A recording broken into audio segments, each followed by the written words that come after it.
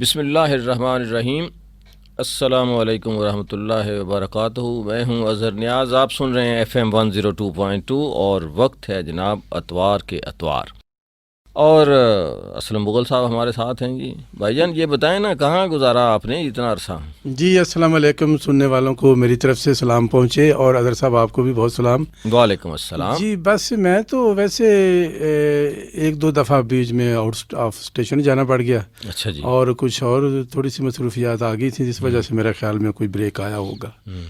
اسکولوں کی چھٹیوں نے کام خراب کیا ہوا تھا۔ ہاں وہ بھی تھا۔ بچے تو خوش ہوتے ہیں، ہمارے اسکول میں ملتا کوئی نہیں ہے۔ نہیں، ہم اسکولوں میں کچھ امتحانات کے بعد جو ہے وہ چھٹیاں بھی آ گئی تھیں، اور کافی سارے اسکول بند تھے۔ اب سے خیر اسکول کھلنا شروع ہو گئے، اور آج کل جو میں ایک دیکھتا ہوں رش بہت زیادہ۔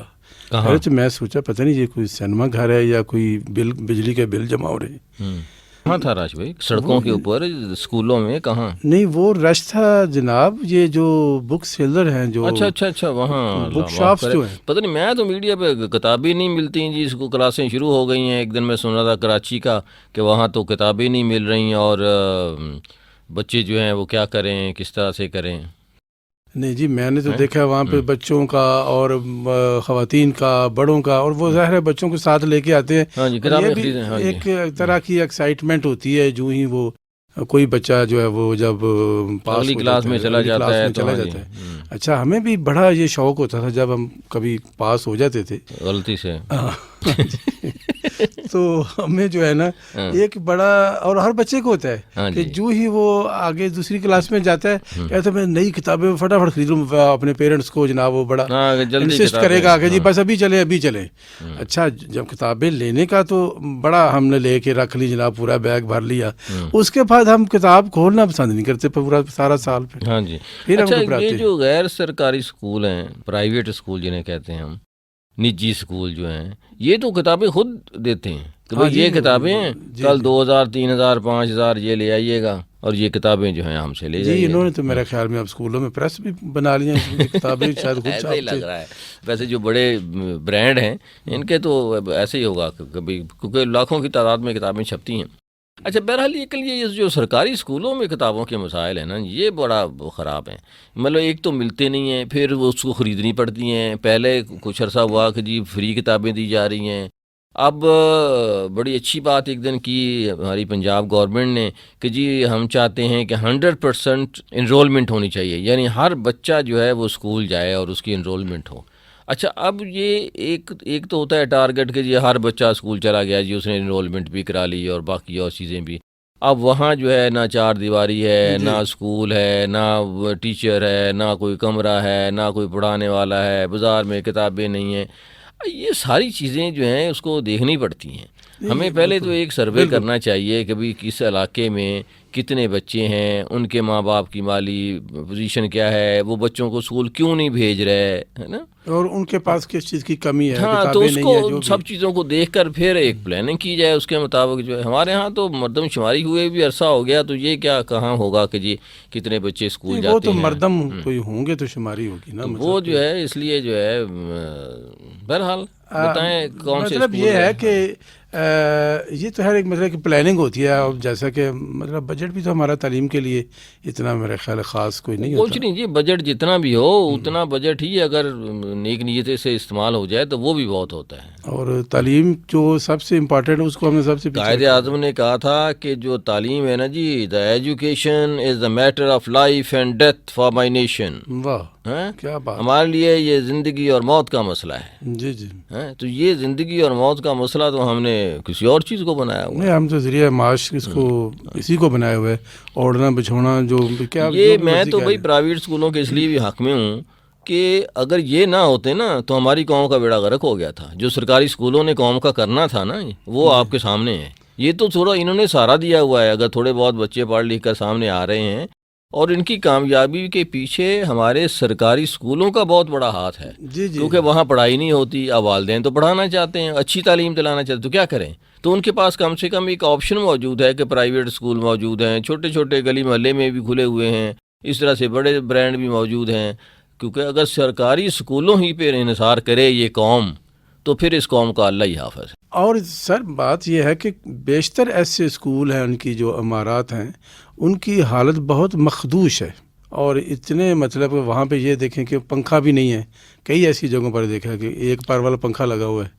اب مجھے یہ نہیں سمجھ آتی۔ وہ ٹھیک ہے، دیکھیں مسئلہ یہ نہیں ہوتا، ہم جس اسکول میں پڑھتے رہے ہیں یا میں جس میں پہلی دوسری کوئی عمارت نہیں تھی، ایک درخت ہوتا تھا، اس کے نیچے ہم ٹاٹ گھر سے لے کے جاتے تھے، وہاں بیٹھ کے پڑھتے تھے۔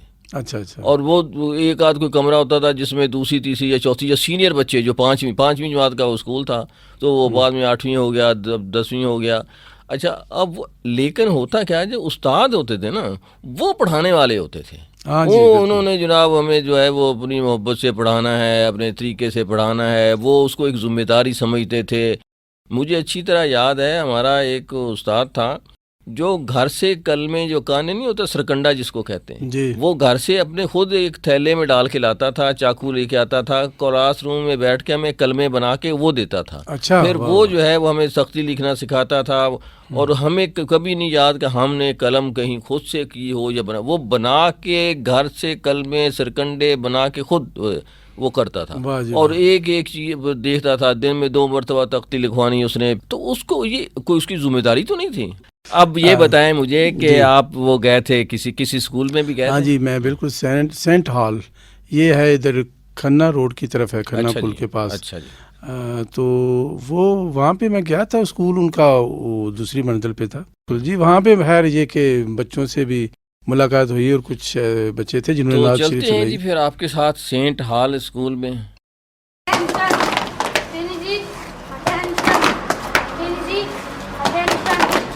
بسم اللہ الرحمن الرحیم، قل هو اللہ احد اللہ الصمد لم یلد ولم یولد ولم یکن له کفوا احد، صدق اللہ العظیم۔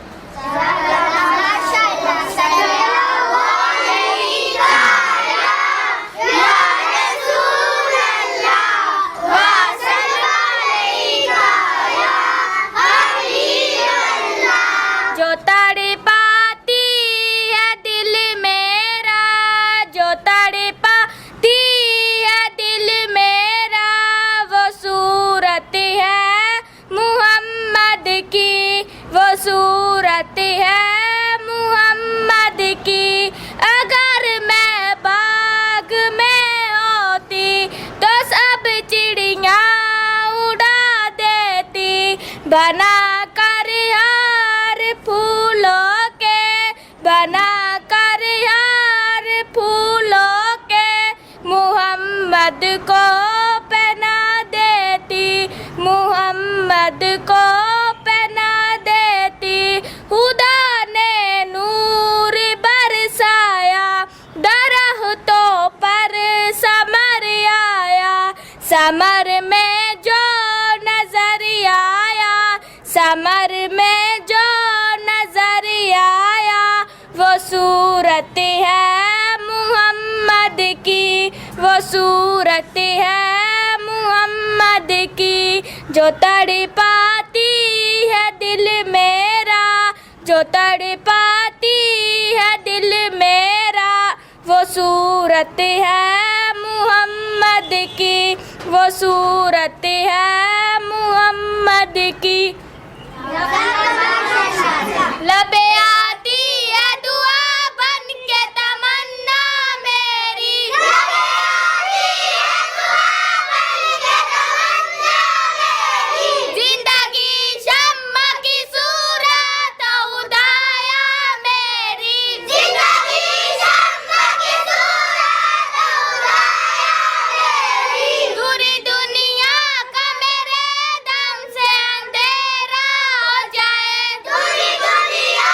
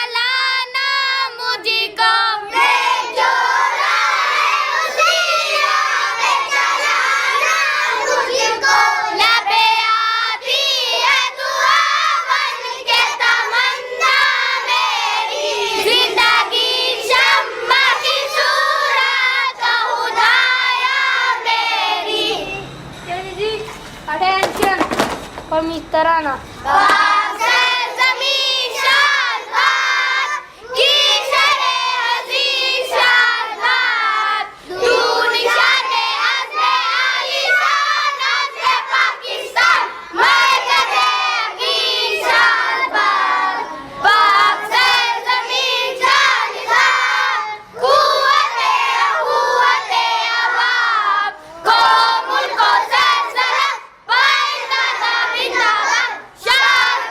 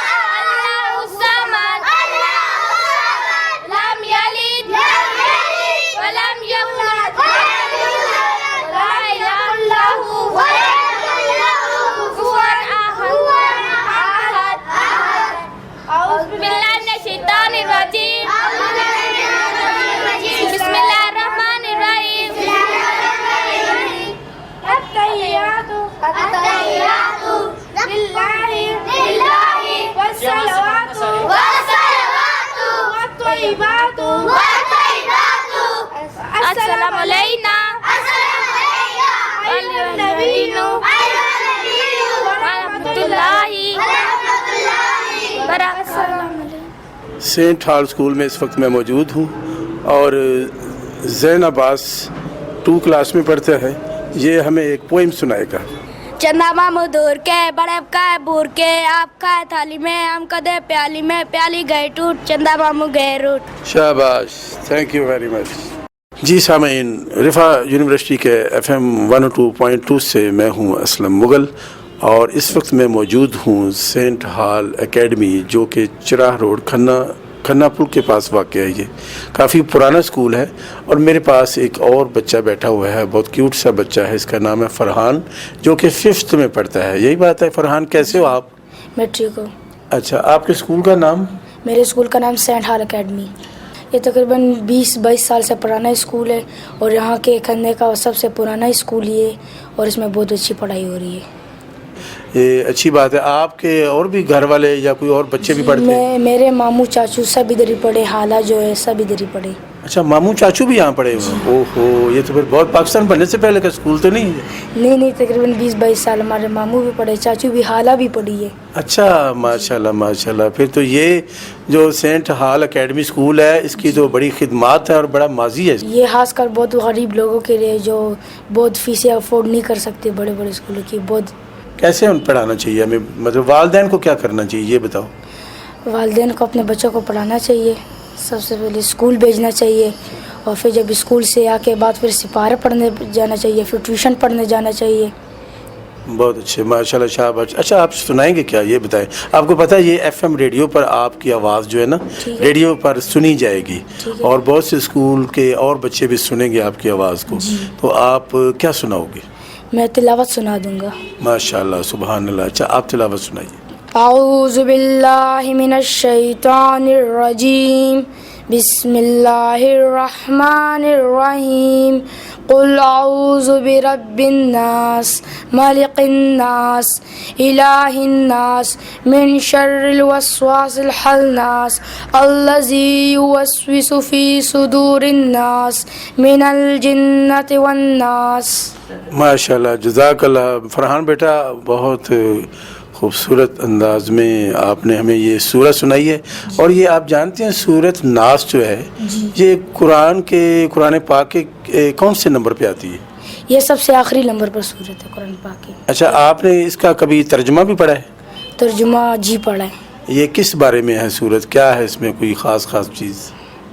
یعنی کہ ابھی تو مجھے بہت خاص یاد نہیں ہے, تو اگر دوبارہ پڑھ لوں تو پھر بتا. اچھا چلے, میں آپ کو بتا دیتا ہوں. یہ جو بیٹا آخری 2 صورتیں ہیں نا, یہ ایک سورت فلق ہے اور ایک سورت ناس ہے. یہ اس وقت نازل ہوئی تھی نبی اکرم صلی اللہ علیہ وسلم پر جب آپ صلی اللہ علیہ وسلم پر جادو کسی نے کر دیا تھا. ایک یہودی تھا جس نے, لبید بن عاصم اس کا نام تھا, اس نے جادو کیا تھا. تو پھر 2 فرشتے خواب میں آئے اور انہوں نے نبی اکرم صلی اللہ علیہ وسلم کو بتا دیا کہ فلاں یہودی ہے اور فلاں اس کے ساتھ کوئی عورت بھی ہے جنہوں نے ایک کنویں میں اس کے جادو کیا ہوا آپ پر. تو وہاں پر جا کے آپ حضرت علی کرم اللہ وجہ کو ساتھ لے کر گئے. اس کنویں کا پانی نکال کر اس میں سے پتھر ایک نکلا. جب اس پتھر کے اندر ایک کنگھی تھی جس پر گریں لگی ہوئی تھی دھاگے سے. تو پھر یہ 2 صورتیں نازل ہوئیں. آپ صلی اللہ علیہ وسلم کو جب یہ صورتیں پڑھنی شروع کی تو وہ گریں کھلتی چلی گئیں اور آپ صلی اللہ علیہ وسلم شفا یاب ہو گئے. ٹھیک ہے, یہ صورت کا یہ مطلب شان نزول ہے. بہت شکریہ بیٹا. آپ کچھ اور سنانا چاہتے ہیں؟ کیا سنانا چاہتے ہیں؟ میں جب صبح آتا ہوں اسکول میں تو اسمبلی ہوتی ہے, اس کے علاوہ تلاوت ہوتے ہیں, نعت ہوتے ہیں, اور اس کے علاوہ بہت سے احادیث بھی ہوتے ہیں, دعائیں بھی ہوتی ہیں, ترانہ بھی پڑھایا جاتا ہے یہاں پر, نماز بھی, کلمے بھی, سب کچھ پڑھایا جاتا ہے. اچھا بیٹا, آپ کچھ اور کوئی نعت شریف آتی ہے وہ سنا دیں, لیکن ذرا اونچی آواز میں, ٹھیک ہے؟ ایک آتی ہے, چھوٹی سی ہے, بس تھوڑی سی. چھوٹی سی سنا دیں, کوئی بات. نعت تو چھوٹی بھی بہت بڑی ہوتی ہے نا. دربار رسالت کی کیسی وہ گھڑی ہوگی, دربار رسالت کی کیسی وہ گھڑی ہوگی، حسنین کے ہونٹوں پر جب نعت نبی ہوگی، حسین کے ہونٹوں پر جب نعت نبی ہوگی، ابو بکر عمر ہوں گے، عثمان علی ہوں گے، ابو بکر عمر ہوں گے، عثمان علی ہوں گے، حسنین کی نانا کی کیا بس میں سجی ہوگی، حسنین کی نانا کی کیا بس میں سجی ہوگی، جائیں گے مدینے ہم لے جائے گا جب اللہ، جائیں گے مدینے ہم لے جائے گا جب اللہ، دربار رسالت کی کیسی وہ گھڑی ہوگی، حسین کے ہونٹوں پر جب نعت نبی ہوگی۔ ماشاءاللہ جی، جزاک اللہ۔ فرحان بیٹا آپ کا بہت شکریہ، بہت خوبصورت انداز میں آپ نے نعت شریف بھی ہمیں سنائی۔ ابھی ہمارا یہ پروگرام جاری ہے اور مزید ہم بچوں سے کچھ سنیں گے۔ اچھا، اس میں آپ نے ان کی جو پرنسپل تھی اس سے بھی انٹرویو کیا ہے، تو وہ انٹرویو جو ہے وہ سنتے ہیں۔ جی بالکل، سنیے۔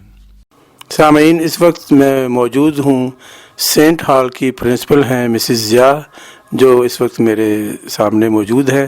السلام علیکم۔ وعلیکم السلام، کیسے ہیں بھائی؟ ٹھیک ہیں جی، شکر اللہ کا، بہت شکریہ آپ کا کہ آپ نے ہمارے اس ایف ایم ریڈیو کے لیے وقت نکالا، ہمیں ٹائم دیا، آپ کا بہت شکریہ۔ آپ کب سے اسکول کو چلا رہی ہیں؟ ہاں بھائی، یہ اس طرح کہ تھوڑا سا مجھے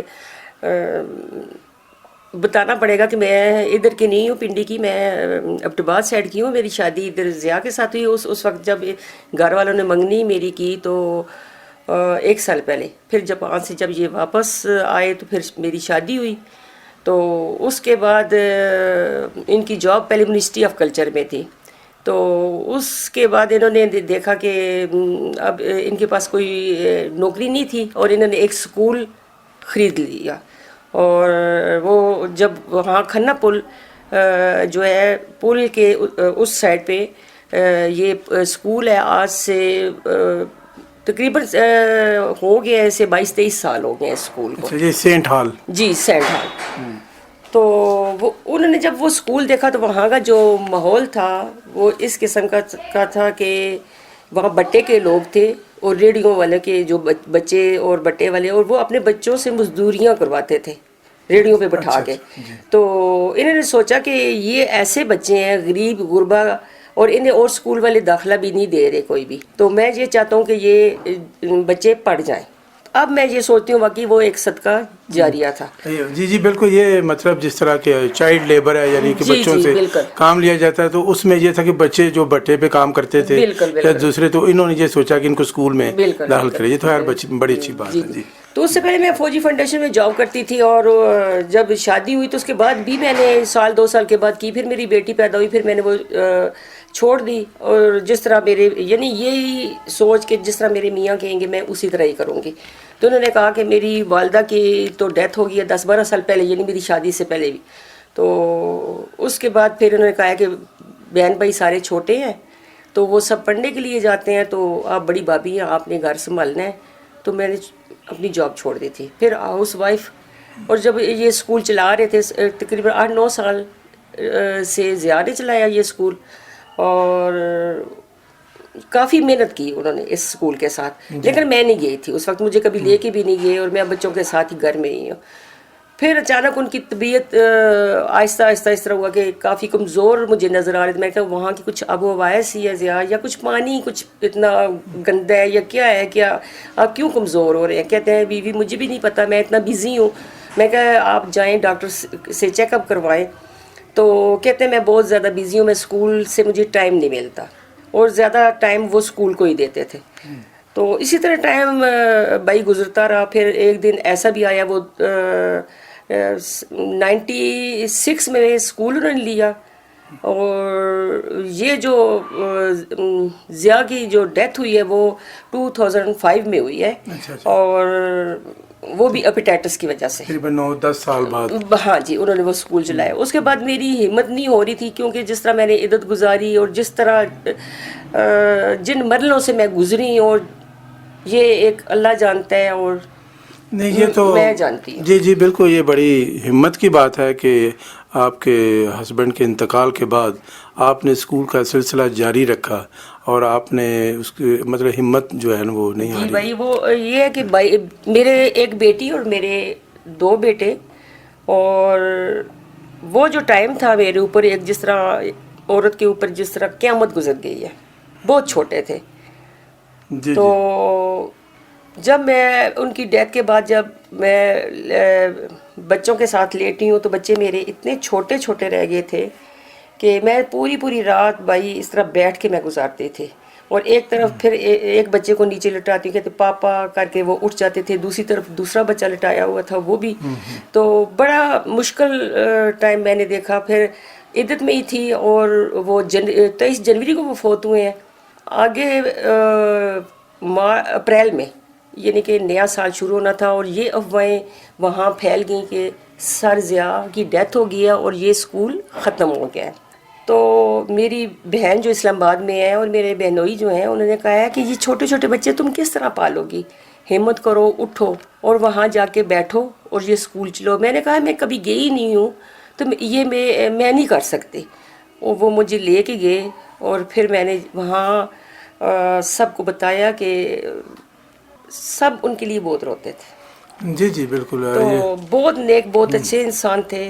جب بھائی میں وہاں گئی ہوں تو جو مشکلات میں نے آنے جانے، کیونکہ مجھے راستے کا بھی نہیں پتا تھا، پھر جب کھنا پل جاتی تھی تو روتی ہی جاتی تھی، روتی ہی آتی تھی، آنسو میرے اس طرح گرتے تھے کہ میں کیا کروں گی، اور مجھے نہ راستے کا پتہ، کبھی مجھے گاڑی والا بہت آگے اتار دے، کبھی کافی پیچھے اتار دے، پھر میں ایسے پاگلوں کی طرح راستہ ڈھونڈوں کہ میرا اسکول کس جگہ پہ ہے۔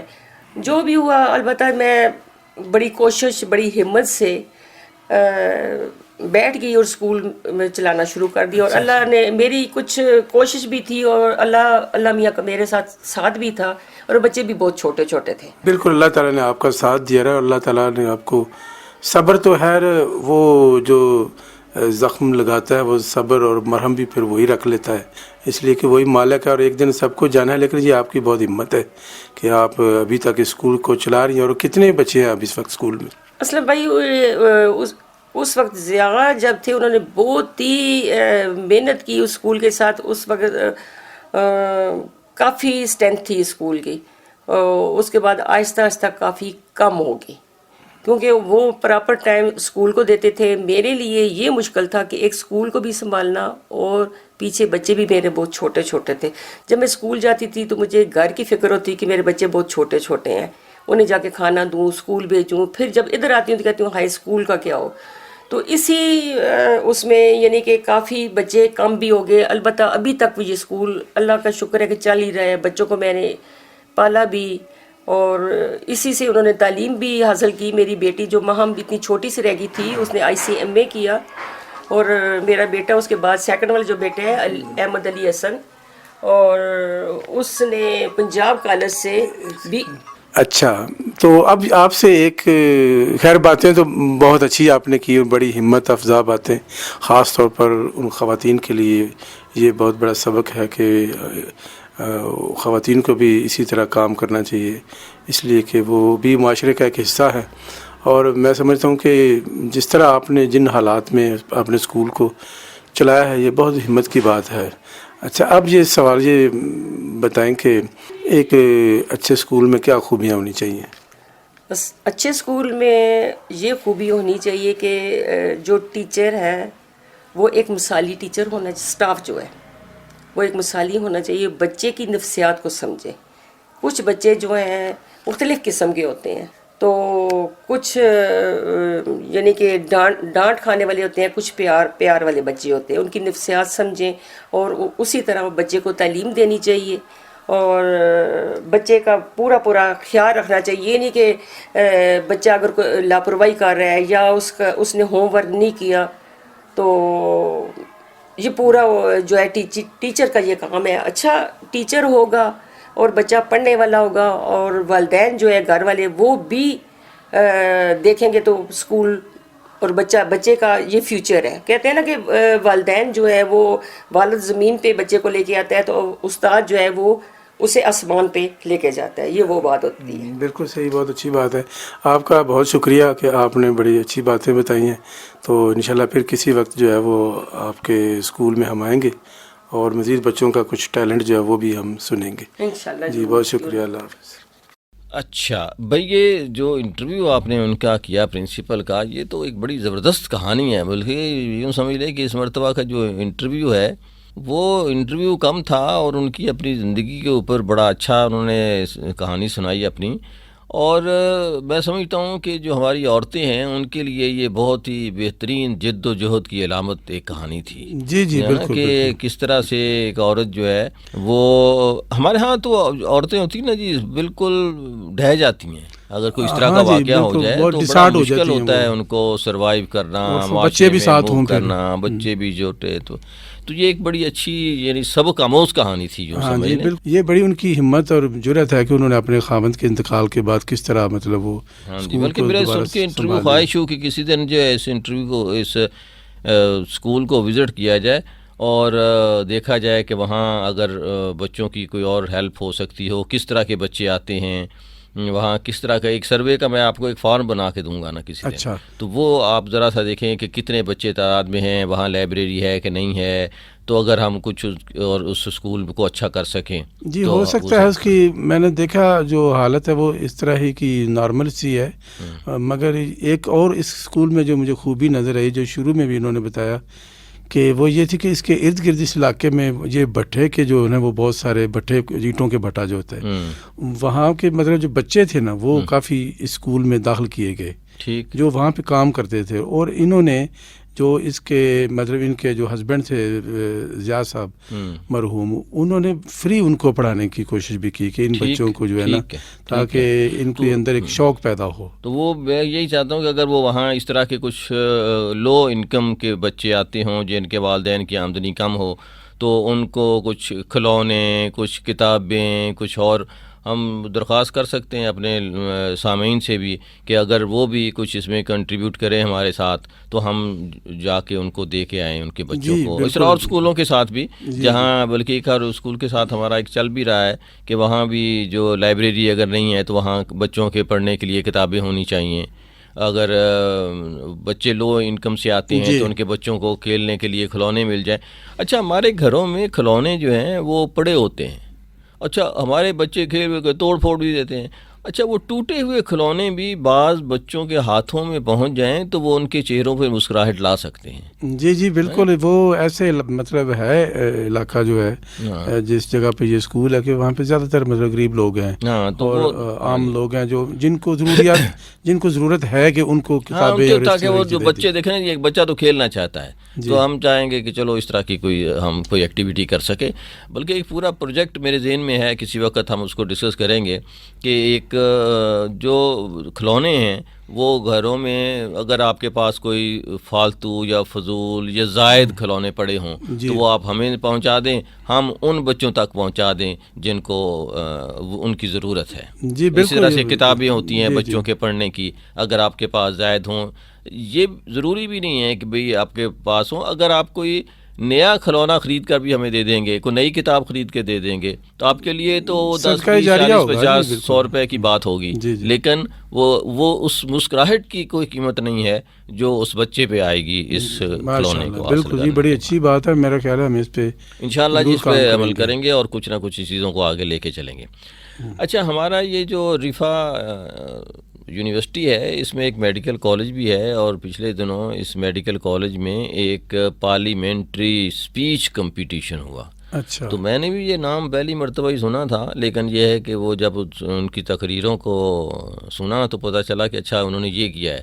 جس طرح ہماری پارلیمنٹ ہوتی ہے جس میں ایک اسپیکر ہوتا ہے, قومی اسمبلی کے ممبران ہوتے ہیں, ہاں جی, صوبائی اسمبلی کے ممبران ہوتے ہیں, کچھ لوگ اقتدار والے ہوتے ہیں, کچھ حزبی اختلاف ہوتے ہیں. تو وہ جو تقریریں جس طرح سے کسی موضوع پر کرتے ہیں تو یہاں بھی انہوں نے اسی طرح سے اچھا اس کا فارمیٹ یعنی اس طرح کا بنایا یہی رکھا ہے. ایک اسپیکر ہیں, وہ بات کرتے ہیں, سمجھاتے ہیں, پھر ہر ایک کو ٹائم دیا ہے کہ جی آپ اتنی ٹائم.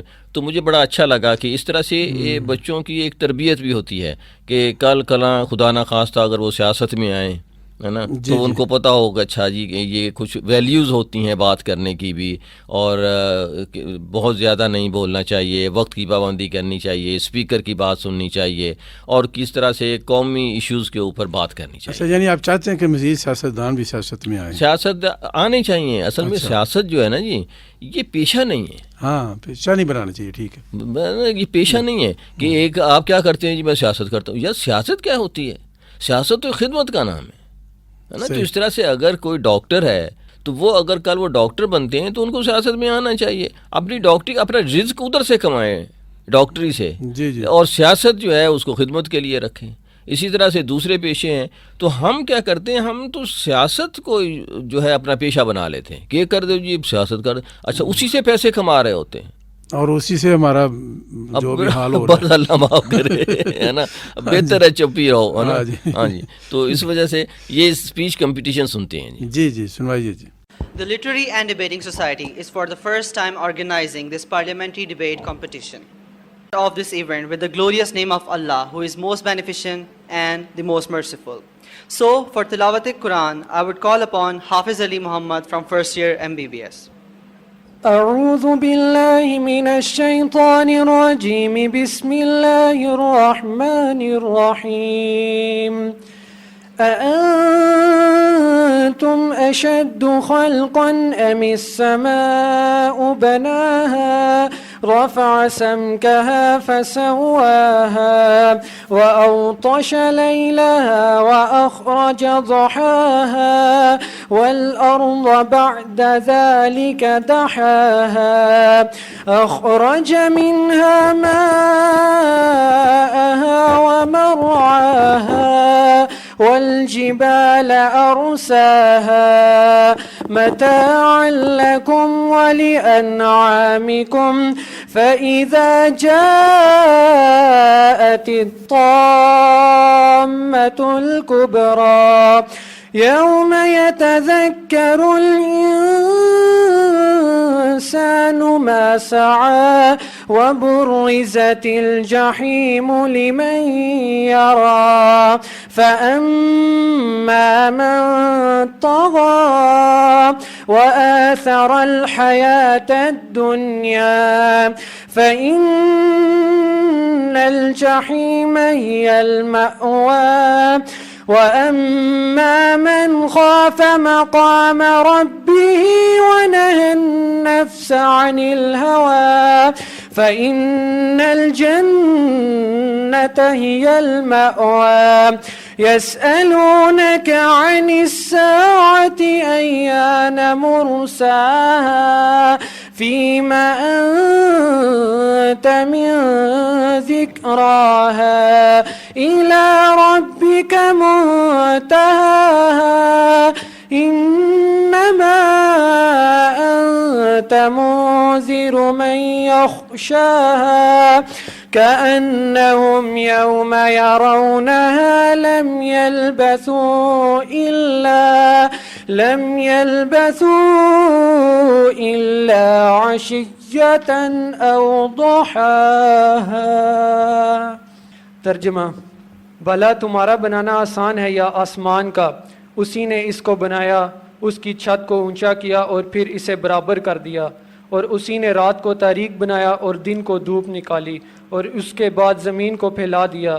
اسی نے اس میں سے اس کا پانی نکالا اور چارہ اگایا، اور اس پر پہاڑ کا بوجھ رکھ دیا. یہ سب کچھ تمہارے اور تمہارے چار پائیوں کے فائدے کے لیے کیا.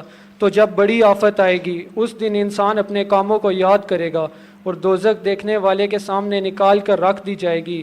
تو جس نے سرکشی کی اور دنیا کی زندگی کو مقدم سمجھا اس کا ٹھکانہ دوزخ ہے. اور جو اپنے پروردگار کے سامنے کھڑے ہونے سے ڈرتا اور جی کو خواہشوں سے روکتا رہا اس کا ٹھکانہ بہشت ہے۔ اے پیغمبر، لوگ تم سے قیامت کے بارے میں پوچھتے ہیں کہ اس کا وقوع کب ہوگا، سو تم اس کے ذکر سے کس فکر میں ہو؟ اس کا واقعہ ہونے کا وقت تمہارے پروردگار ہی کو معلوم ہے۔ جو شخص اس سے ڈر رکھتا ہے تم تو اسی کو ڈر سنانے والے ہو۔ جب وہ اس کو دیکھیں گے تو ایسا خیال کریں گے کہ گویا دنیا میں صرف ایک شام یا صبح رہے تھے۔ صدق اللہ العظیم۔ جزاک اللہ۔ تمام طلبہ اور اساتذہ کرام کے ہم نہایت شکر گزار ہیں کہ وہ یہاں پہ تشریف لائے، اور آج کے اس تقریب کی ہماری مہمان خصوصی ایک ایسی شخصیت ہیں کہ جو کسی تعارف کی محتاج نہیں۔ آپ نے شعبہ طب میں علم و حکمت کی شاید ہی کوئی ایسی منزل ہو جس نے ان کے قدم نہ چومے ہوں، اور الحمدللہ وہ آج اس مقام پر ہیں کہ جہاں صرف ان کا نام ہی ان کی قابلیت کا عکاس ہے۔ جی ہاں حاضرین محفل، ہم بات کر رہے ہیں ڈاکٹر سمیہ نعیم اللہ، HOD شعبہ اطفال IIMC کی۔ میم، ہمیں فخر ہے اور یہ ہمارے لیے قابل اعزاز بات ہے کہ آپ یہاں تشریف لائیں۔ شکریہ۔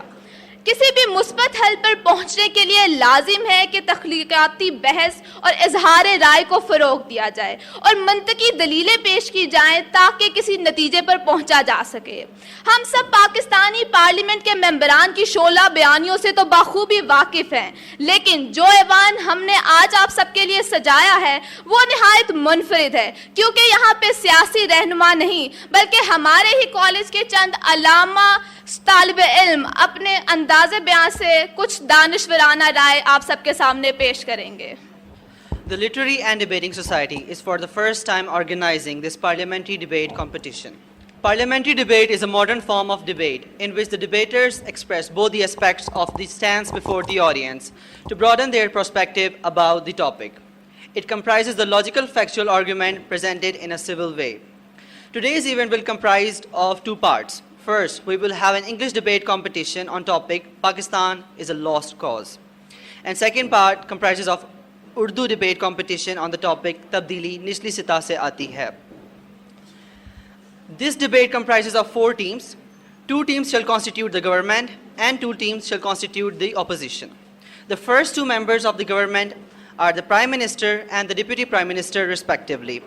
They will be rebutted by the respective members of the opposition.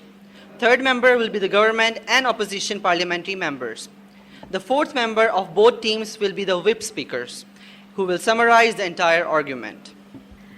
اس مقابلے کے چند اہم پہلو بتاتی چلوں۔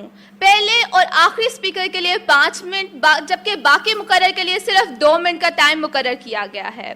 آخری 1 منٹ اور شروع کا 1 منٹ جسے پروٹیکٹڈ ٹائم 4 منٹ کا ٹائم مقرر کیا گیا ہے۔ آخری 1 منٹ اور شروع کے 1 منٹ جسے پروٹیکٹڈ ٹائم کہتے ہیں کے علاوہ مخالف ٹیم کے ممبران مقرر کے پیش کردہ خیالات پر نقطہ اختلاف پوائنٹ آف انٹرسٹ بلند کر سکتے ہیں، جو کہ مقرر کے اجازت دینے کے بعد کھڑے ہو کر سپیکر سے مخاطب ہو کر کیا جائے گا۔ اس کے علاوہ قانون کی خلاف ورزی کی صورت میں مخالف ٹیم نقطہ اعتراض پوائنٹ آف آرڈر پر ایوان کے سپیکر کی توجہ دلا سکتی ہے۔ آپ سب سے التماس ہے کہ کسی قسم کے شور سے گریز کریں اور مقرر کو داد دینے کے لیے اپنے چیئرز کے ڈیسک بجا کر اپنی داد کا اظہار کریں۔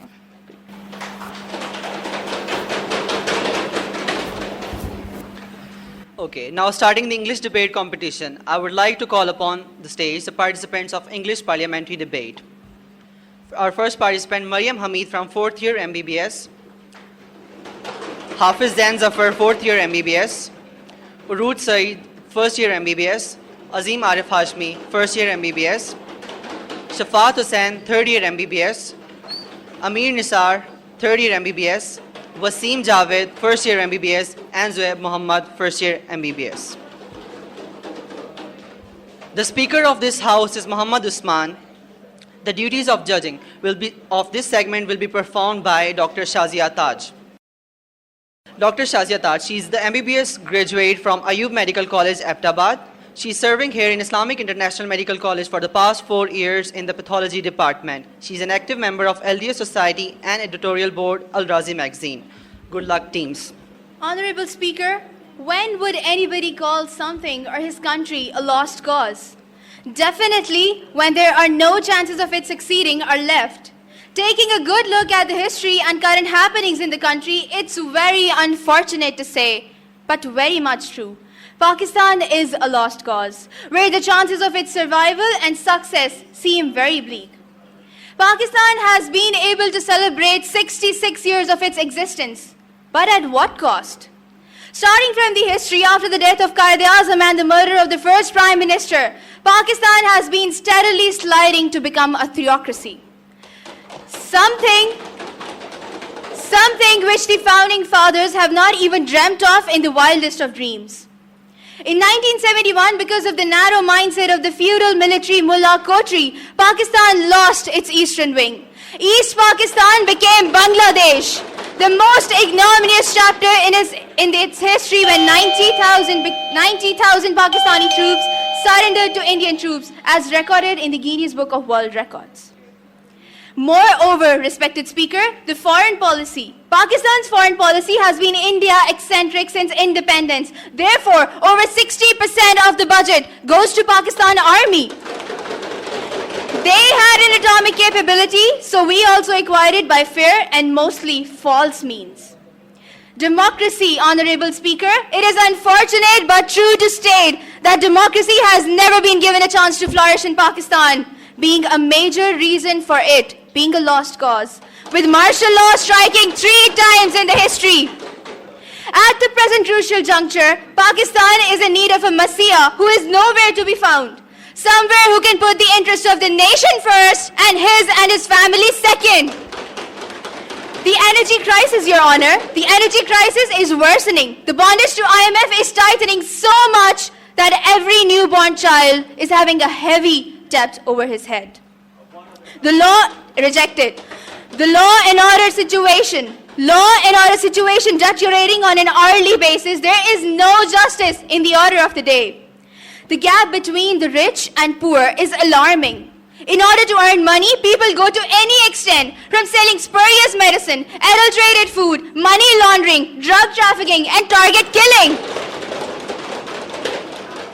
Let's talk about the foreign agencies. Foreign spy agencies like RAW and CIA roam the length and breadth of Pakistan without having any fear of being questioned or being caught. Responsibilities for blast attacks are taken, yet the terrorists roam free. Respected Speaker, let me now draw your attention towards educational institutes. Education, on one hand, where educational institutions are hubs of militant outfits, it's the youth that is suffering on the other hand because of the poor infrastructure of the educational sector. School kids wearing school uniforms, sitting in their classrooms, are killed in daylight inside the premises of their schools. Moving on to human rights. What reasons does a state have to exist where minorities are treated as scum? The state can't provide its citizens security of life or honor. Now taking corruption into account, it has seeped the... Yes, please. What about the holiday which was celebrated this time for minorities on their Holi? How would you comment on this? Respected Speaker, I would like to say celebrating holidays will not give them their rights. You have to provide them shelter. You have to provide them food. You have to fill their tummies. Now taking corruption into account, it has seeped the social fabric to the extent that even to meet a civil servant, a citizen has to pay the clerk in order to get to him. Corrupt are looked up to, while the honest made fun of and called mad. Drawing your attention to illegal practices, here if you want alcohol and drugs and can't get them anywhere, visit the nearest police station. Pay the extra money and get the intoxicant of your liking. Today, Pakistan is in danger of losing Sindh and Punjab provinces to the Indians, the northern Gilgit-Baltistan region to China, KPK to Taliban, and Balochistan to Iran. And this, respected Speaker, is the expected map of this region. Therefore, to sum it all up, starting when defining that lost cause is something, losing the chances of succeeding, to losing the east wing of the country, losing war against India in 1971, and death to democracy, the bondage to IMF, and day by day weakening law and order situation, the poison of corruption to the danger of losing different regions of the country to its neighbors. It pains me to say that very unfortunate, but very true. Pakistan is a lost cause. Thank you.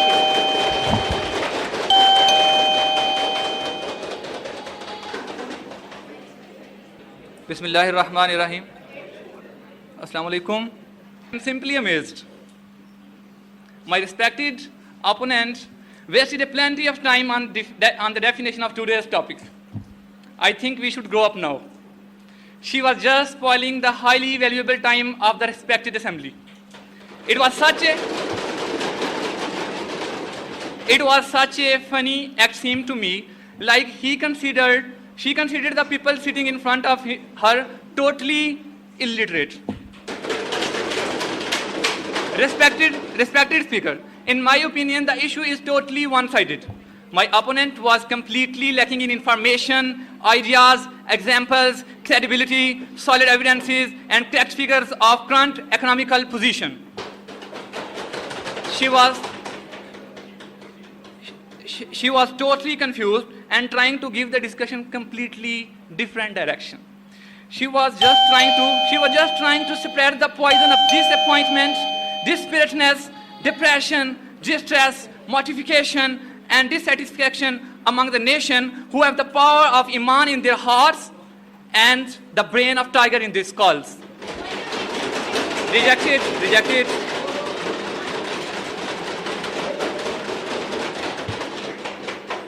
And we all know, we are Muslims, we know that our religion tells us clearly that hopelessness is a mighty sin.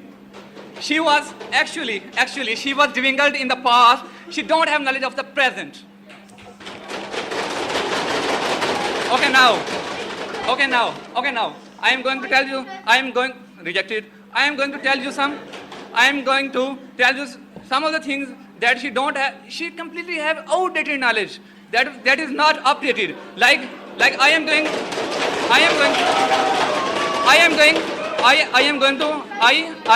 to tell you the current stats. Rejected. Wait. Let me speak. I am going to give you the current stats. Our GDP rate, now it is 4.2. The forecast says that it will go to 4.5 in the next year. Inflation, it went down 4.52. Now it is 3.2. Services expanded by 5% and remained largest contributor in the growth. Now, and it is simply funny. It is just funny that she was saying that 60% of the whole budget army takes. I am going to tell you, out of 60 billion, only 7 billion our army takes. She talked about the literacy. In last 5 years, Pakistan literacy rate has grown by 250%, the largest increase rate in every country to date. Terrorist attacks, suicide attacks have been stopped up to 90%. Mission Zarb-e-Azab is such a success that the whole nation will be feeling proud except my innocent opponent. We crushed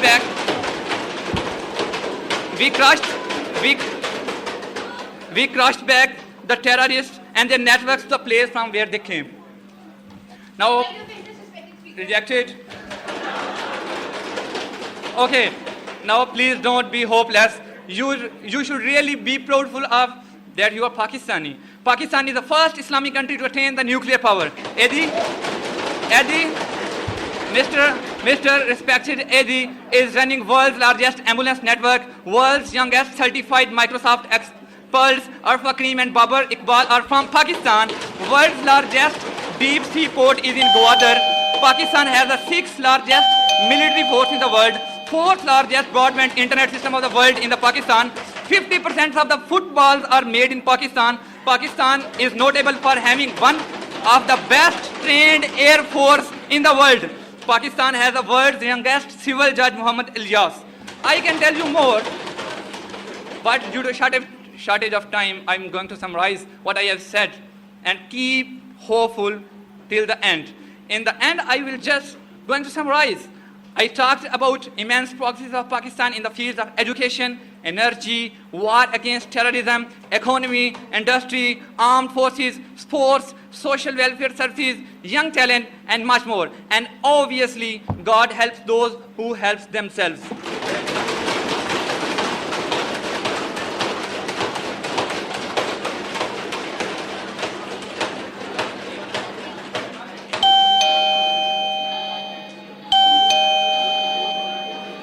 would like to call the Deputy Prime Minister to speak. Please. Thank you. Honorable Speaker, our worthy opponent just gave us few examples of individual brilliances in different corners of the country. But I asked them about millions of other people who suffer in this failed state. Should we worry about the majority of the country or just celebrate achievements of few, rendering the state not a lost cause? I would like to take everyone back in time. Respected Prime Minister told us that lost cause means that there are no chances of succeeding left. Pakistan in 66 years of existence still is a developing state. Future still looks very bleak. She threw light on how half the country was lost in 71 due to poor management and illogical political stances. She threw light on different fields of the country like law, education, corruption. All of these things matter the common man. They affect the common man. And we are just celebrating or telling about few achievements. Where there is a will, there is a way. Where does Iman go when you are involved in corruption? Where does Iman go when you think only of yourself and only of your family and not of the greater good? In Quran, Allah says that even prophets were in trouble when they were sent to face the people. Like Musa alayhi salam, when he went to the Pharaoh, he was a little bit confused as well. Was his Iman weak? Millions are in depression because of the state they are in right now. They are in the state of depression because of the failures of the government, failures of their life security, failures of the basic needs, failures of the government. Now I would like to draw your attention to some other matters which point towards how Pakistan is a failed state and is a lost cause. In order to manage and plan about the matters of the country, the government should be able to know the challenges they face. The key to this is census. If the people and the government don't know how many people are there in the country, then how are they supposed to fulfill the needs and fulfill the rights? Census, defined as the official count of the population, is conducted every 10 years. But it has been postponed for 17 years now in this country. 17 years. So, if I don't know how many tummies I have to fill, being the head of the house, how can I think of success and happiness? Moving on to filling tummies, next come the farmer in agriculture. Pakistan is an agriculture state. 21% of GDP of Pakistan and 43% of labor force are due to agriculture. And still farmers are illiterate, farmers face courts, farmers are thrown to jail due to landlords, farmers don't know the research, farmers are living from hand to mouth. They're not rewarded and appreciated properly. No infrastructure of agriculture is there. Old methods of harvesting and irrigation are still used while people have moved on. Countries have moved to automatic harvesting and packaging machineries while we still harvest bare hands, using bare hands of the women. What country would do this to the backbone of our economy and still hope of success? Next, I will throw light on the food and water crisis. It is a common scene on television, people fighting for a sack of flour, people waiting in long rows in front of an empty tap with 2 to 3 bottles in their hands. Government again doesn't seem to care at all. Many children die of malnourishment. Water is overused washing cars and garages. Dams are not built just because people believe when you make electricity from water, water is useless. So again, I ask, how can a country hope for success and existence when it cannot supply the basic needs for most of the inhabitants? In the end, I will summarize by saying Pakistan is a lost cause as the rulers and people both don't care for the country. They just care for their own families. Government hasn't held census for 17 years. They don't look after the backbone of the economy, and they don't even consider water and food crisis seriously. So don't bother to think and do anything about it. Thank you.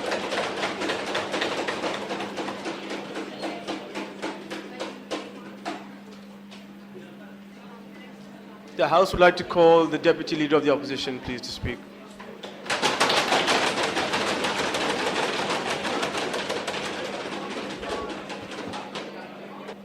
Assalamu alaikum.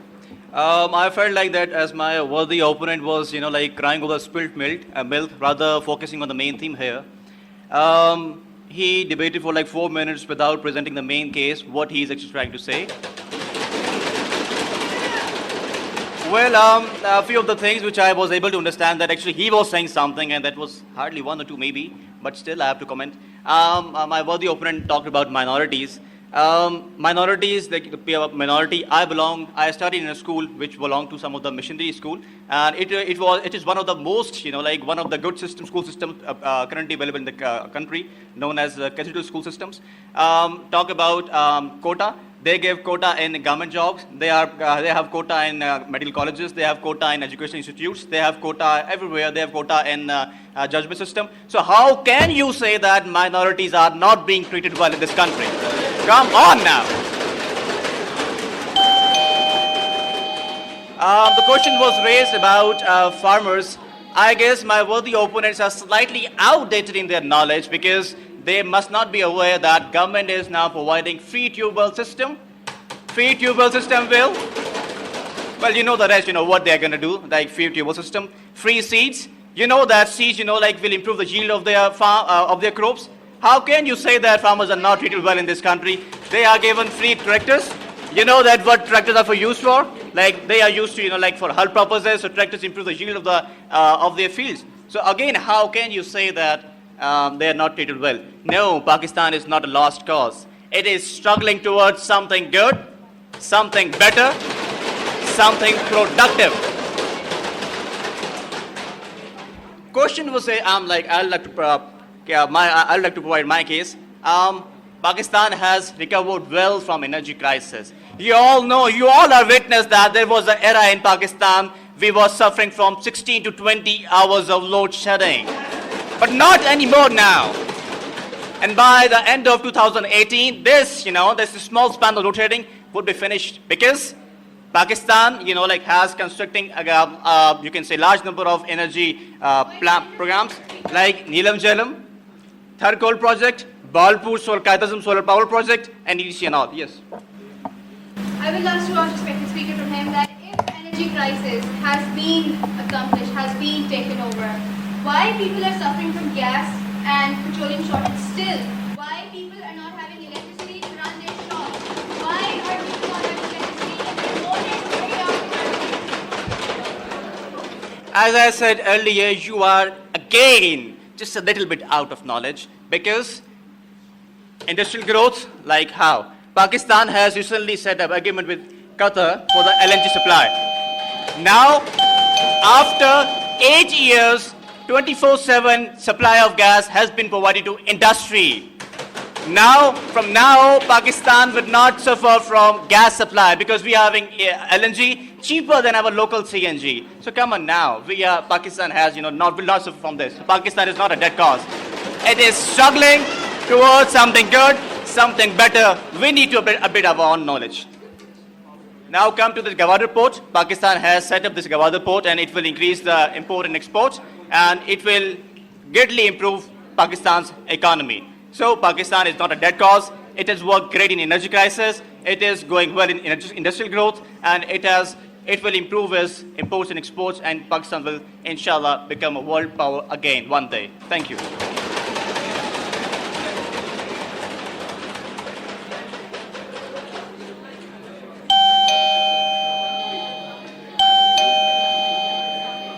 The House would now like to call the third speaker from the government side. Assalamu alaikum. Honorable Speaker, my opponent member talked about that history is outdated. Are you insane? How history can be outdated?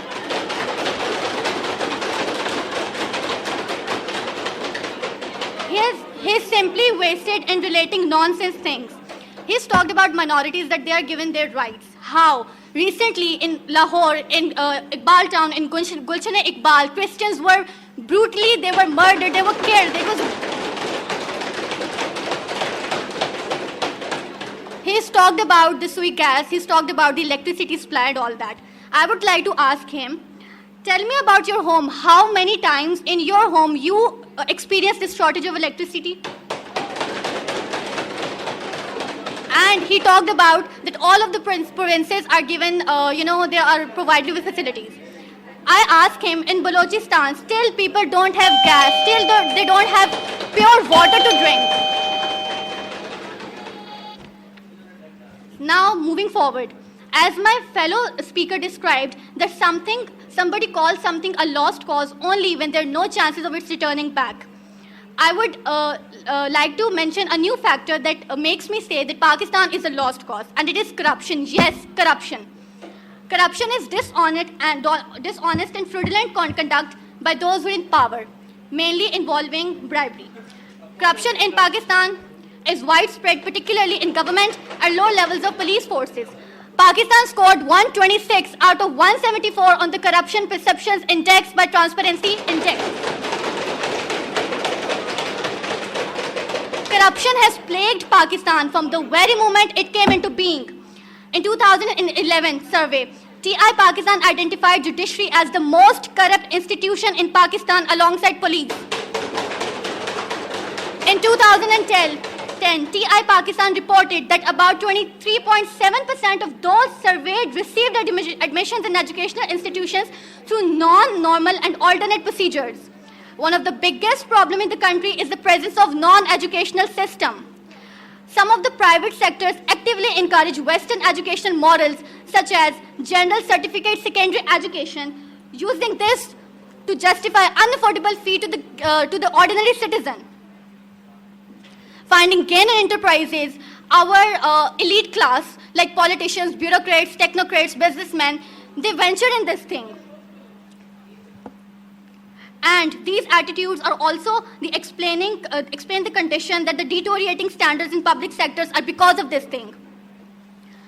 On the other hand, state-owned public sectors face several challenges, including poor management and governance. In 2011, Dr. Syed Abdul Aziz, director of Hamdard Institute of Education and Social Sciences, declared education as the most corrupt sector in Pakistan. Another factor for proposing this statement is disloyalty of the people to their country. When you're disloyal to your country and you get back from your responsibilities, you no more think about your country. You become selfish, and it later on leads to the destruction of the country.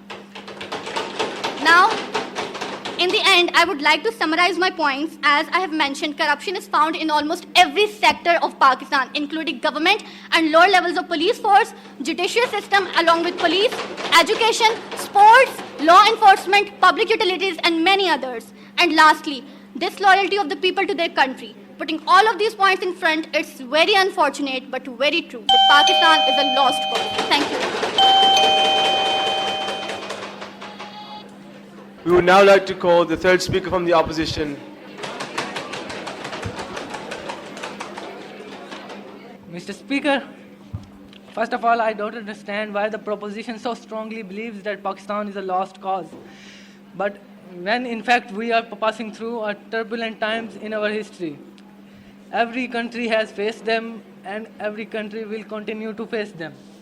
It is not fair to Pakistan if we just give up. They mentioned that about the historical inaccuracies. We did not say the history is outdated. We said you are making all your points from history.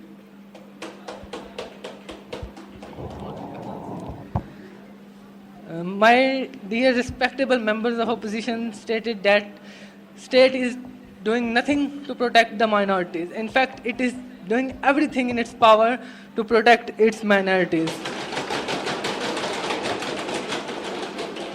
You can't just expect from them to magically eliminate all of their problems.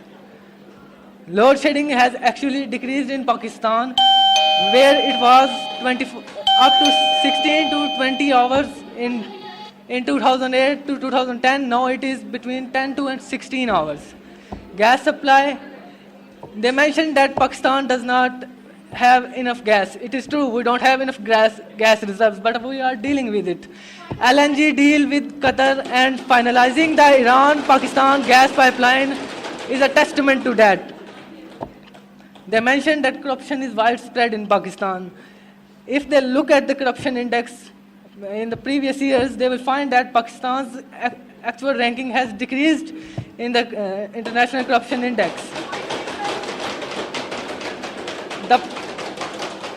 They said that the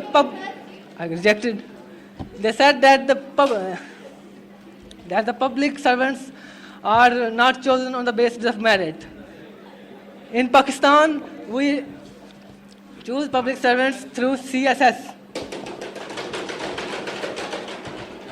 Now I would like to mention some of my own points. They mentioned that Pakistanis are illiterate, they don't know anything. Literacy rate in Pakistan is actually increasing. It is 65% and is increasing every year. The age group of between 15 and 24 has a literacy rate of 72. This is more than our regional neighbors.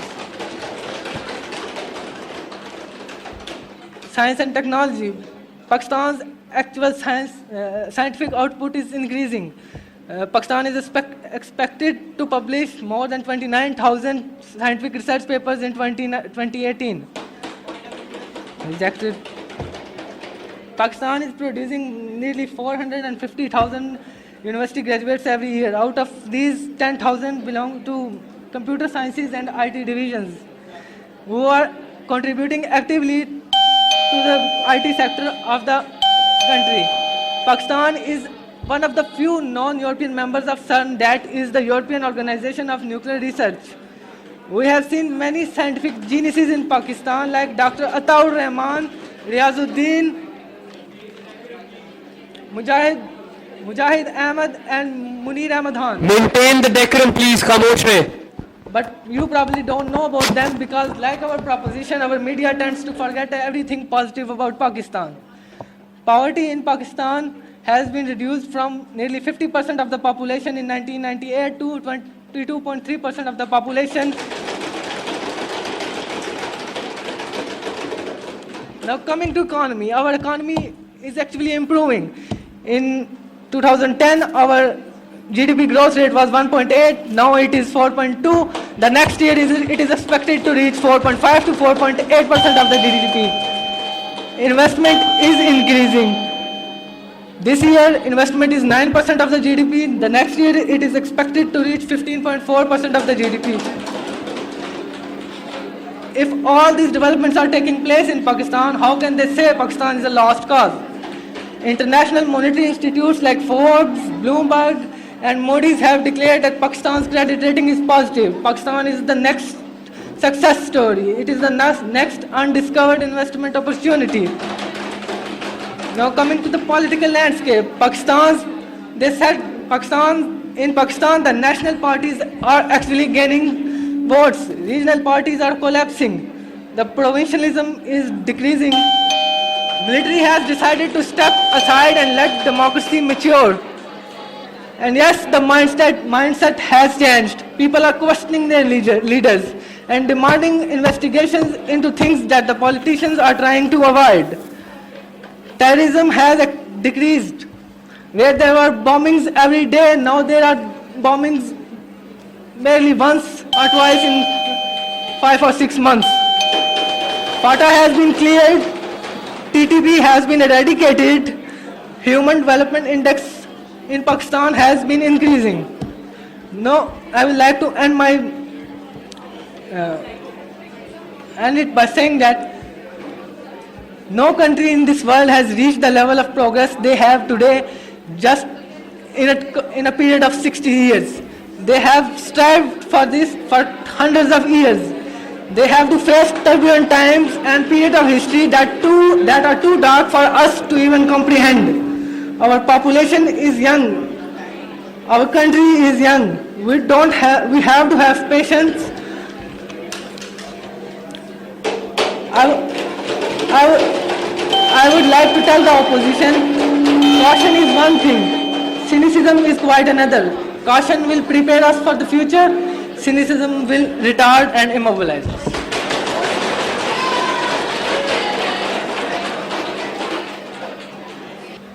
Okay, before we call the last two speakers to speak, I'd like to request, I know everybody's enjoying themselves and they're quite excited, like, and please, if you can keep the noise down to a minimum, please. If you can now call the government whip, please, to speak.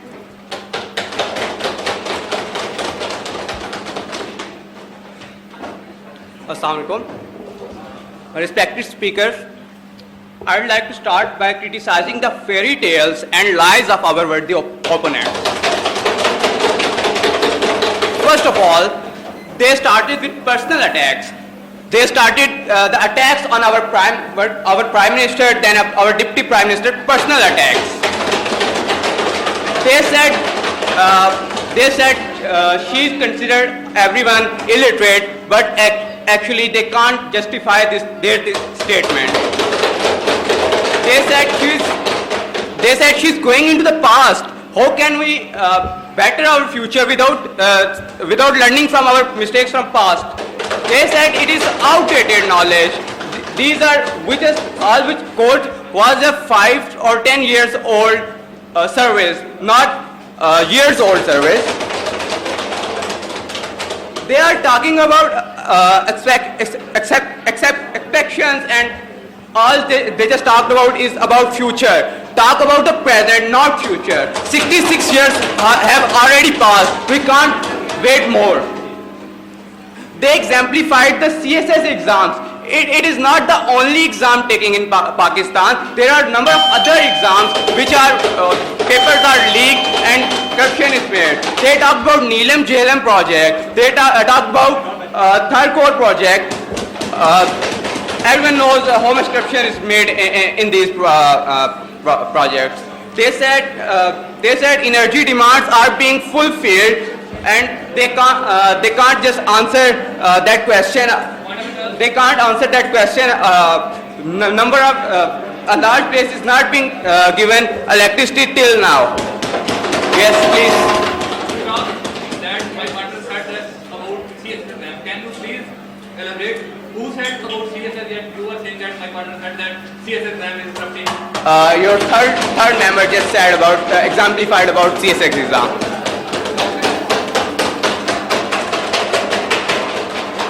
Okay, after summarizing the opposition, I'll come to my side. What we have just said, I'll summarize all of this.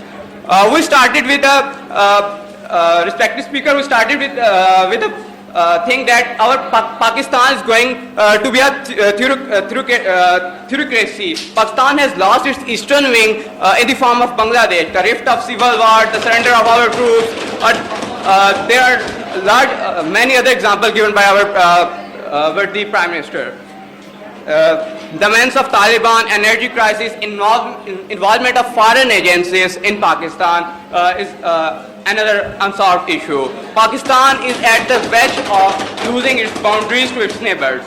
Then our deputy prime minister said, it's been 67 years, Pakistan is still considered as underdeveloped country. It is. Then we talked about census. No one of our opponent gave the answer about census. It's been 17 years since last census. How can we look forward without knowing the stats of our country? And then moving to the third member, she pointed out a new aspect of this topic. She said about corruption in our judiciary system, she said about corruption in our law enforcement agencies, and she said about the corruption in our educational system as well. She said, yes, please. How will you comment that Pakistan has been decreased? Like recently it was on 35, now it's on 37 number. How can you say that corruption is increasing in Pakistan? I didn't say corruption is increasing. I just said there is corruption in our judiciary. Then we talk about disloyalty. There is, are we loyal to our country? Ask this question to ourselves. Do we care about our country? No, respected speaker, we don't care about our country. In the end, respected speaker, you can judge better who is on right side, who is on wrong side, who said better, who said worse. We just talked about surveys, facts, theories from the past, and all we just said was in the history. Respected speaker, at the end, I'll summarize by just saying the whole thing in one sentence. Pakistan is at lost cause. Pakistan, dear all, Pakistan is a lost cause. Thank you very much. Guys, please maintain the decorum. Speaker ki respect kar le thodi. Thank you. The House now calls the last speaker of the opposition to close the debate.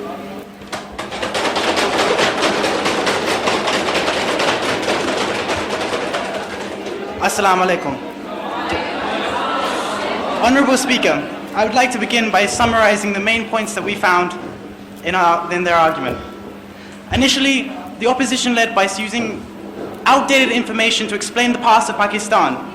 And when we approached her on this, she continued to use this outdated information and disregarded the future of Pakistan. They commented that we didn't address the President of Pakistan, but they failed to do so themselves. They failed to notice that Pakistan's economy is growing, that it's growing and jobs are being created and everything is improving in terms of economic state. They used outdated information like 80% of the budget of Pakistan goes to the army, when in fact only 7 billion of a 6 billion budget is used on the army.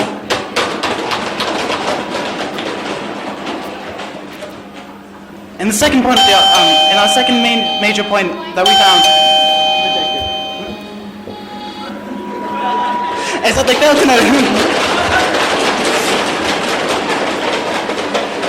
to see that as Pakistan is improving, our load shedding is decreasing. We kept saying that this load shedding is decreasing, that everything is getting better, that we are making deals with foreign bodies to improve the state of our gas, our electricity, but yet the argument, the opposition continue to harper that we are suffering.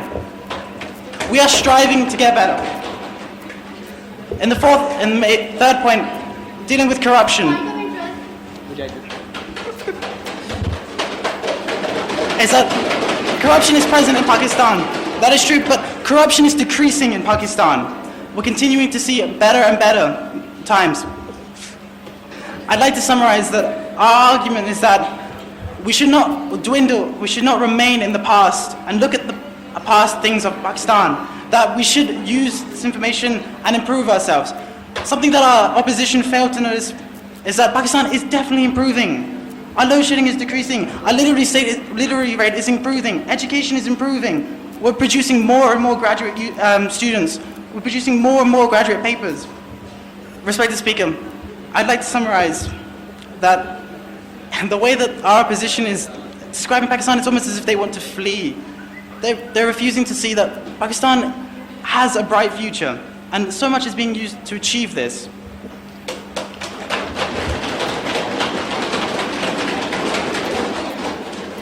Dear respected Speaker, I'd like to say that in light of all this information, that our economy is improving and that our literary rate is improving, I believe that... I reject it. Sorry? Yes.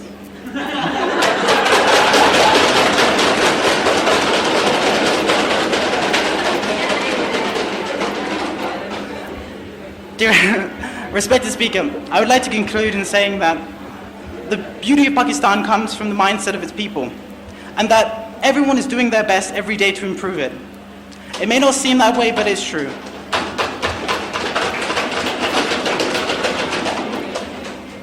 I'd like to say that we should look to the future of Pakistan and not dwindle on the past, and that Pakistan is going to become a great country. Rome was not built in one day. Pakistan will become a super nation in due time.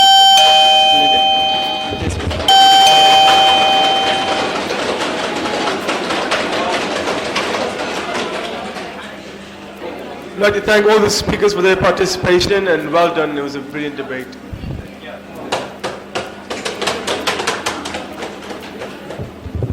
Thank you everyone. This was indeed a tough competition. Now I would like to call upon my co-host so that she could get started with the Urdu debate competition. اچھا جی یہ دیکھا جی واجبہ، یہ تو بالکل لگا جیسے واقعی assembly کا وہ ماحول بن گیا. بیل بجا دیتے تھے بھائی دیر ہو گئی جلدی کرو جلدی کرو. اور اس میں میرا خیال ہے اظہار رائے کا سب کو یکساں موقع ملتا ہے، پتہ چلتا ہے کس طرح سے اسمبلی کے ڈیکورم ہوتا ہے ہمارے ہاں. اور پھر وہ ڈیسک بجا کر اسی طرح سے اس کی داد بھی دیتے تھے. تو ہمارے ہاں کیا کئی ملکوں کی دیکھتے رہتے ہیں ٹی وی پہ کرسیاں چل جاتی ہیں اٹھا کے جناب. ویسے یہ ایک بات ہے کہ ہمارے ہاں جمہوریت تو ہے، لیکن کاش کے جمہوری رویے اور جمہوری جو ایک مطلب میں تو سمجھے سلوک کا نام ہے وہ بالکل غائب ہے، ایٹیچیوڈ نہیں ہے جمہوری جو ہے. اصل میں مسئلہ یہ ہے جی کہ جمہوریت تو ایک طرز حکومت ہے کہ جس میں نا افراد گنے جاتے ہیں تولے نہیں جاتے. یہاں تو گھوڑا اور گدھا برابر ہوتا ہے.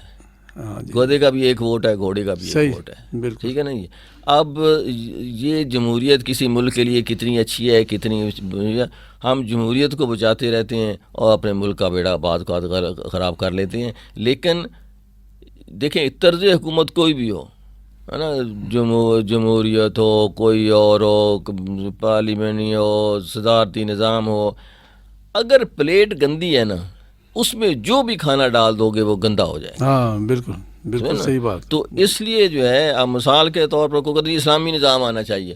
یار اسلامی نظام کو کسی اس میں ڈالو گے نا، کسی پلیٹ میں ڈالو گے نا تو خام خواہ اسے بھی خراب کرو گے. آپ اس کو دیکھیں ایک سسٹم کو تبدیلی لے کر آئیں کیا کس طرح سے. جتنی اسلام میں جمہوریت ہے کسی نظام میں جمہوریت نہیں. جی بالکل. اور برداشت کا نام ہے جمہوریت، برداشت ہے ہی کوئی نہیں. اسلام تو ایک کانسٹیٹیوشن ہے. قائد اعظم سے پوچھا کہ بھائی آپ پاکستان تو بنا رہے ہو، آپ کے ملک کا نظام کیا ہوگا؟ تو کہنے لگا ہم نے دستور بنانے کی ضرورت کیا ہے. قائد اعظم کے الفاظ ہیں. 1400 سال پہلے قرآن پاک دستور کی شکل میں ہمارے پاس موجود ہے. تو ہمارے پاس تو بنا بنایا دستور موجود. کیا بات ہے نا. اب اس کو امپلیمنٹ کرنے کے لیے چاہے اسے پارلیمانی نظام میں لے آئیں، چاہے صدارتی نظام میں لے آئیں، چاہے کوئی اور. اچھا پھر یہ بھی کوئی قرآن حدیث تو نہیں ہے کہ یہ دو نظام ہے، آپ تیسرا نظام بھی لا سکتے. بالکل جیسے میں تو بیٹھ کے سوچ سکتے ہیں کیا اس ملک کے لیے کیا بہتر ہے اس کو کر لو بھائی. کیونکہ ضروری ہے کہ اس کو ایک قومی اسمبلی ہو، ایک سینٹ ہو. سینٹ کا تو میں ذاتی طور پر اتنا دشمن ہوں نا یار کہ میں کیا بتاؤں آپ کو. اچھا ہاں یعنی مجھے بتائیں کہ کیوں سینٹ کا کیا ہے اس کا حل کیا ہے، کیا کرتی کیا. بالکل یار آپ کو بتاؤں مغل صاحب اللہ مجھے معاف کرے، یہ وہ سینٹ ہے جس نے اسلامی نظام کی مخالفت کی ریکارڈ پہ موجود ہے.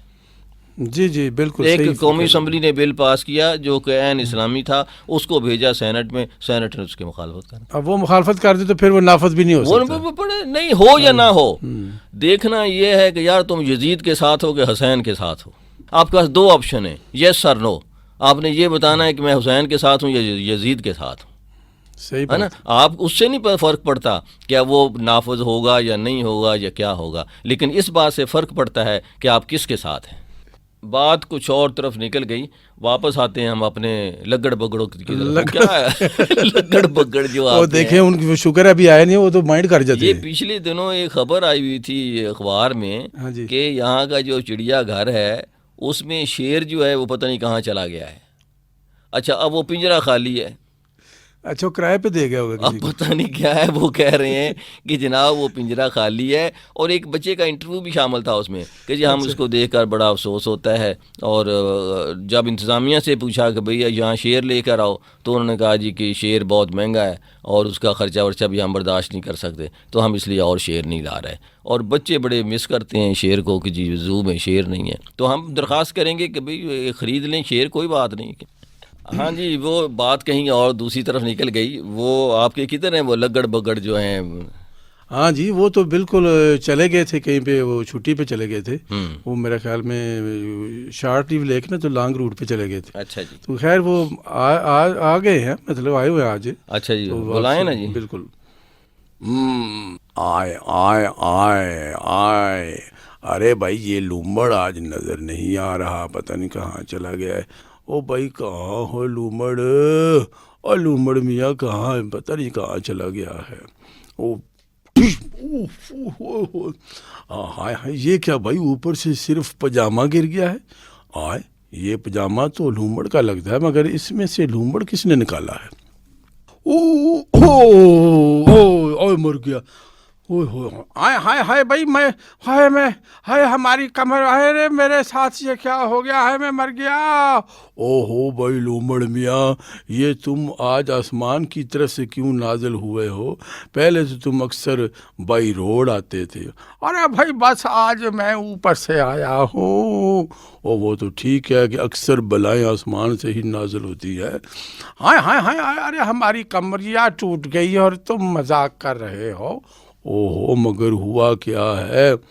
भाई हम आज जहाज़ पर जा रहे थे कि अचानक जहाज़ का इंजन फेल हो गया। अच्छा, जैसे तुम मैट्रिक में फेल हो गए हो। कवे मियाँ बात तो सुनो। बस फिर पायलट ने ये कह दिया कि भाई आप पैराशूट के ज़रिए छलांग लगा दें। और तुमने छलांग लगा दी? क्या करता मैंने बस छलांग लगा दी। मगर तुम्हारा पजामा तुमसे पहले कैसे पहुंच गया? बस यार मैंने गलती से पैराशूट की रस्सी खींचने की बजाय पजामे का नाला खींच दिया था। ओ हो, ओ पता करो जहाज वालों ने तुम्हें कहीं पैराशूट की बजाय पजामा ही ना दे दिया हो कि इसमें वहाँ पर के छलांग लगा दो। लो भाई भालू आ गया। अरे भाई ये भालू कहाँ से आ रहा है? ये भालू आ गया बदतमीज। एक तो जब भी आता है रोता हुआ आता है, ये तो सादा इतना बुरा लगता है, ऊपर से रोना शुरू कर देता है। हाय हाय भालू क्यों रो रहे हो नामाकूल कहीं के? तुमने कहीं शीशा तो नहीं देख लिया? ओ नहीं, मेरी लड़ाई हो गई है। मुझे लोगों ने बड़ा मारा है। बड़ा अफसोस हुआ है भाई कि उन्होंने तुम्हें बहुत लेट मारा है। ये काम तो उन्हें बहुत पहले करना चाहिए था। मैं मर गया। मगर तुमने क्या किया जो तुम्हारी पिटाई की लोगों ने? वो असल में मैं फ़िल्म देखने के लिए सिनेमा हॉल चला गया। वहाँ पर टिकट लेने के लिए लाइन लगी हुई थी। बस मैंने सोचा कि लाइन में लगकर टिकट तो इंसान लेते हैं, मैं तो भालू हूँ। बस ये सोच कर मैंने लाइन तोड़कर आगे निकल गया। हो बस फिर उन लोगों ने लाइन में लग के मुझको मारा है बारी बारी। हाय मेरा सर, हाय। अब आप लोग मेरे साथ चले ना वहाँ पर। हाँ यार लूमड़, हमें भी जाना चाहिए। हो सकता है वहाँ इसको मारने के लिए लोग कम पड़ गए हों। नहीं, ये तो काम हम नहीं यहीं पे कर लेते।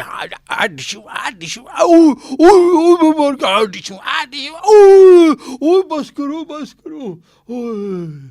वाह जी वाह। तो इससे क्या अखलाकी सबक क्या निकला? ये जी उन्होंने बात एक तो ये की है कि लाइन में यानी क्यू में भालू साहब ने ये कहा जी कि मैं तो इंसान नहीं हूँ, भालू हूँ, तो मैं तो कैसे लाइन में खड़ा हो सकता हूँ, मुझे तो वैसे ही टिकट ले लेना चाहिए।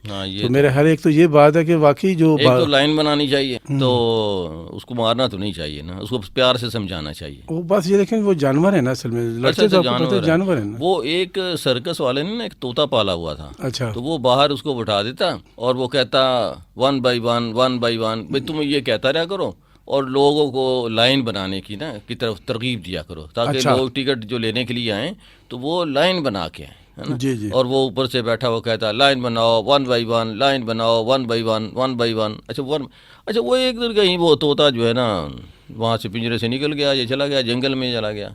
अब जंगल में गया तो वो जनाब कौवे उसके पीछे पड़ गए। ये भी होगा आपका वाला कौवा भी उसमें। अच्छा, अब वो आके ना उसके सर में मारे सारे झपटे इकट्ठे होके, तो वो आगे से क्या कहे 1 by 1 अच्छा। भाई सारे इकट्ठे ना आओ, एक करके आओ, बारी आओ, एक लाइन बनाओ 1 by 1। नहीं हमारे यहाँ वैसे ऐसा है, मैं अभी अक्सर देखता हूँ कि कहीं पे लाइन लगी होती है ना, क्यू लगा होता है, तो हमारे अजीब एक कल्चर है। एक बंदा आएगा वो सीधा आगे खिड़की पास चला जाएगा, उसको पता है कि 5-6 शरीफ आदमी खड़े हैं लाइन में। इसके बावजूद उसमें बिल्कुल वो परवाह नहीं करता। परवाह नहीं करेगा। हाँ, सीधा आगे खड़ा। बैंक में मैंने अक्सर देखा है ہے نا, وہ آئے گا. اچھا بینک میں بھی ہم جا کے برابر کھڑا ہونے کی کوشش کریں, ایک دو لوگ کھڑے ہوں گے, ایک تیسرا آئے گا وہ ساتھ برابر کھڑا ہو جائے گا. بھائی برابر کیا کیوں میں آئے؟